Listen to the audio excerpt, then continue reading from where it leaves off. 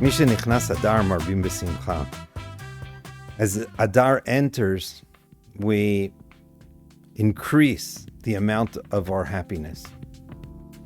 And I think the whole idea of this month, HaChodesh Asher Ne'efach Lahem Miyagon L'Simcha, it's the month that changed. It's a changing month. And it's the month that changes from sadness, from sorrow, to happiness. And that happens by having the simcha, our natural happiness, increase every day until Purim. Ad asher na'afochu, asher yishletu hayudim hema b'sonihem. That finally, as the month continues and we get closer and closer to Nisan, we experience the atomic mass and the weight that's enough so that instead of being oppressed by our enemies, we are able to overcome our enemies. And this happens on Purim. And it's interesting that we start on the 1st of Adar, even though the victory over our enemies occurs only on the 15th of Adar. And that's because the victory over our enemies is a derivative and is caused by the happiness that we begin on the 1st of Adar.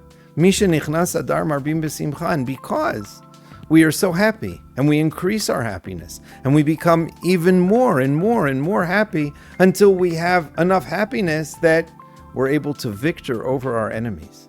This is the great lesson of the month of Adar. This is the great lesson of the month of Purim. And we say in the blessings of Al Nisim, Bayamim Ahem Bazman Hazeh. God should do miracles just like he did to our forefathers then. He should do miracles for us now.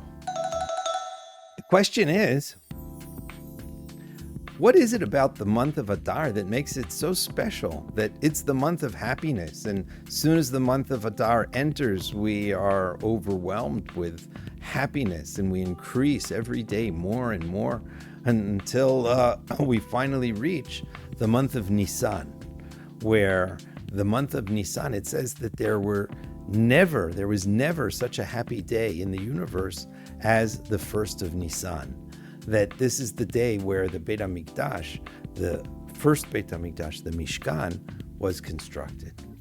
And I think that the answer is in understanding the connection of Adar to Nisan. The Talmud asks, well, what do you do in a leap year when you have 2 Adars? Do you celebrate in the first or the second? And the conclusion of the Gemara is that we celebrate Purim in the second month, not in the first. And why do we skip the first? Because the second month is closer to Nisan, and we want the redemption of Adar to be juxtapositioned next to the redemption of Nisan. And the redemption of Nisan is an overwhelming redemption. It's not something which is a temporary redemption from the enemies in Chutz La'aretz. The redemption of Nisan is our final redemption. It says, B'Nisan nigalu, B'Nisan atidin li'gael. In the month of Nisan, we were redeemed when we left Egypt. And the month of Nisan is destined to be the month when we will be redeemed. And as we go closer and closer to the month of Nisan, we are able to convert everything that we experienced all year from last Nisan until this Nisan into goodness. And we understand in this month the final conclusion of everything that happened to us. And let's wish ourselves that we will come to this understanding this month, that Asher Yishletu Hayudim Hema B'Sonihem, this month, where the Jewish people will overwhelm their enemies. I once heard something very interesting from Professor Yisrael Eldad, who was the spokesman for the Lehi. And he pointed out that throughout the Tanakh, wherever the Jewish people win a war, it doesn't say how many losses we suffered. One of the examples of this is in the Megillah. And we have witnessed that they killed 75,000 people. Were there any casualties? It seems from reading the Megillah that we were successful in killing 75,000 people without any cuts or bruises.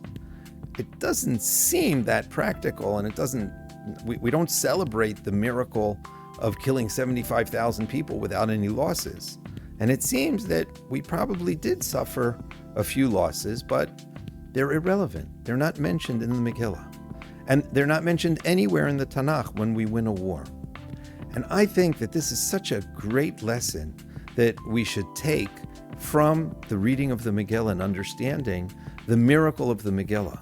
And that even though I'm sure there were many families that were bereaved and lost their close ones, but the story of the Megillah and the story of Esther and Mordechai and the story of the Jewish people and the capability of the Jewish people to prevail over the evil Persian government, this is something that remains with us forever.